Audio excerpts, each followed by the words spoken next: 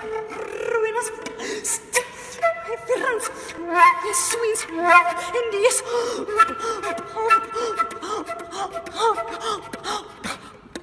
Your identity is just made up of all of these incredibly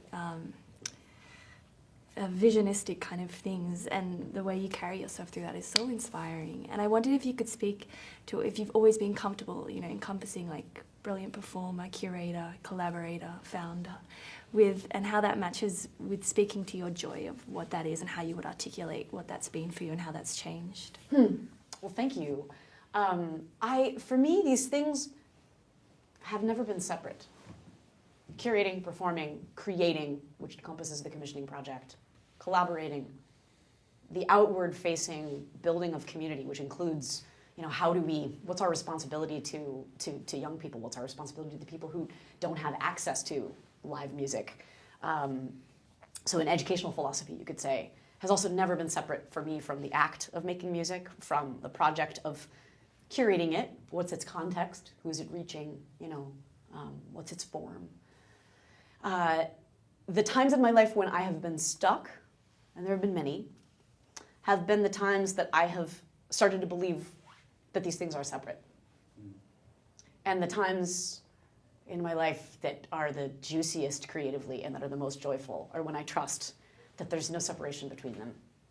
And that's an ongoing process. It's not like I've arrived. Like, I'm a work in progress, like all of us. But the more integrated my thinking is, and the more integrated my imagining is about these various things, the more honest I feel, and the bigger my contribution is, just the more authentic I feel like I can be as a person and as a teacher, and on stage with a flute in hand. And that seems simple, but it's really not the way that we're taught. And I remember a pivotal conversation I had with an advisor at Oberlin when I was putting together this project that I mentioned, that ended up being the seed for ICE. And my advisor took a look at this project description, and she said, this is really awesome, but this is like 7 projects. You have an outreach project, you have a marketing project, you have a recording project. I recorded the whole thing too. You have a concert project, you have a commissioning project. And you're also talking about like managing a small orchestra. Like, this is a lot of projects. Why don't you pick one and decide to do that? And I thought about that, and I went back and I tried to rewrite the proposal. I was up all night. I was incredibly frustrated, and it didn't feel true.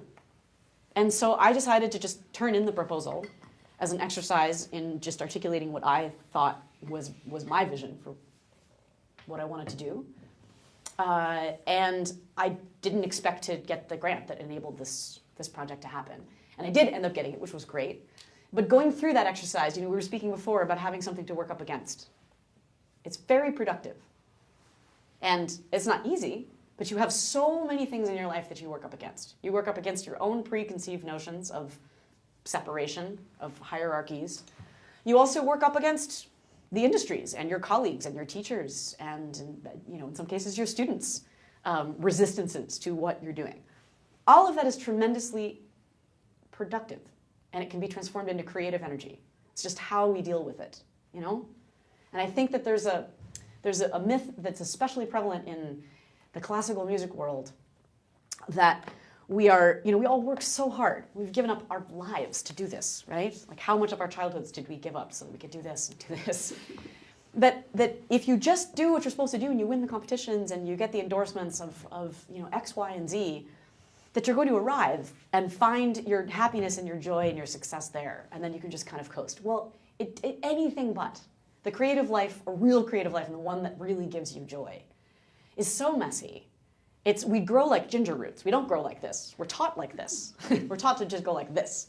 We don't grow, this side. You grow in spurts. and embracing that about yourself. Embracing that about yourself and embracing that about all of those resistances that you come across. To me, that's the engine. It's not that that's easy, but we all have hardships in our lives too. Unexpected things happen to us.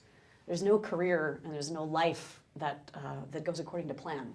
So the question as creative people, we have a heightened responsibility as creative people to deal with everything that comes our way creatively and to transform it into energy that can be useful to others and beautiful and transform into all that stuff ends up in our music making. Everything that's ever happened to you, all the music you've ever heard, all of the experiences you've ever had, the painful ones, the ecstatic ones, all of that ends up in your sound. All of that ends up in what you write. All of that ends up in how you look at the world, how you interface with people and with difficulty. And again, that sounds really simple, but that's not how we're taught to think about our responsibility as creative people in the total ecology. And I really do think of it as that.